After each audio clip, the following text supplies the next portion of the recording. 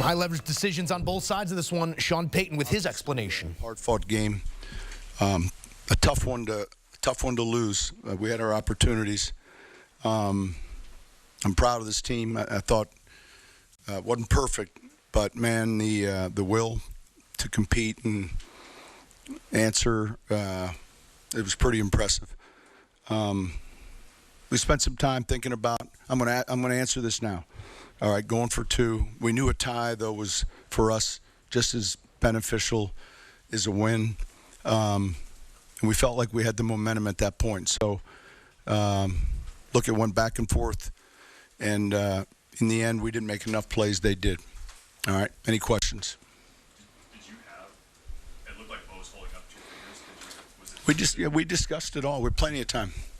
Plenty of time. Plenty of time. And the decision we made was the right one. When you got the ball back on your second possession in overtime, how much were you thinking about, hey, maybe we can get a tie if we run the call? Yeah, well, and we were getting some saw blitzes. In other words, all that's going through your mind. Possess the ball, run the ball, and absolutely. Sean, what do you think your pass rush been able to get, especially Zach? Yeah, listen, it's a good offense. And, we were on the field a lot in the first half. The time of possession, we struggled offensively, and then the second half we kind of got going a little bit. But those guys competed their tails off. Both of Mims' touchdowns, what did you see on those, particularly the one at the end of regulation? Well, the one at the end was just a heck of a throw and catch, on fourth down. The earlier one was, kind of set up off a play action. And, he just ran through the defense. It was a great throw and a great catch. On the 2 3-and-outs in overtime offensively, obviously, just you got in such a good rhythm in the second half. Can you put your finger? Well, look, we're some of the same runs, but we got some tough run looks. I'll have to look at the tape, but we did get in a good rhythm. But then to their credit, they got a little bit more aggressive. It's kind of that cat and mouse game. You want to run it, and there's certain runs you want to run that protect the edges. But, a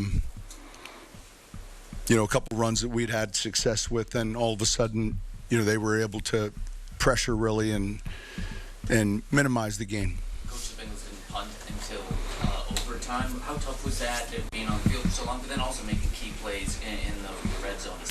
Yeah. Listen, our red zone defense was good. I wasn't aware they hadn't punted yet, but nonetheless, the time of possession was concerning at halftime. We just knew offensively we had to help them out. They kept competing, though. And again, they made some plays down the stretch. We had our opportunities. Riley Moss looked like they went after him a little bit. Was it tough? Well, look, it's coming. Listen, Riley could have been healthy for the last 8 weeks. Whoever's opposite Pat, they're going to go that direction, right? So, 5's a good player, Higgins, a real good player. So that wasn't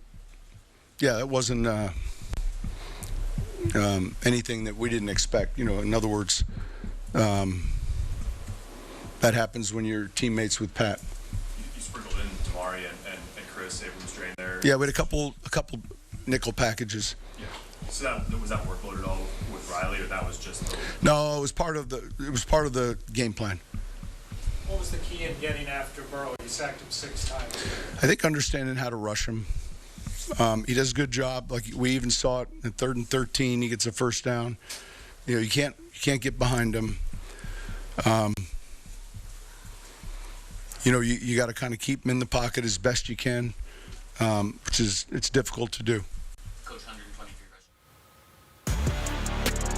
Winning in overtime, a tough thing to do for the Denver Broncos. The longest active overtime losing streak, the second longest going. The Broncos 5 in a row, including this one, haven't had an OT victory since 2015, and that playoff drought could be ended in Week 18, or it could live on.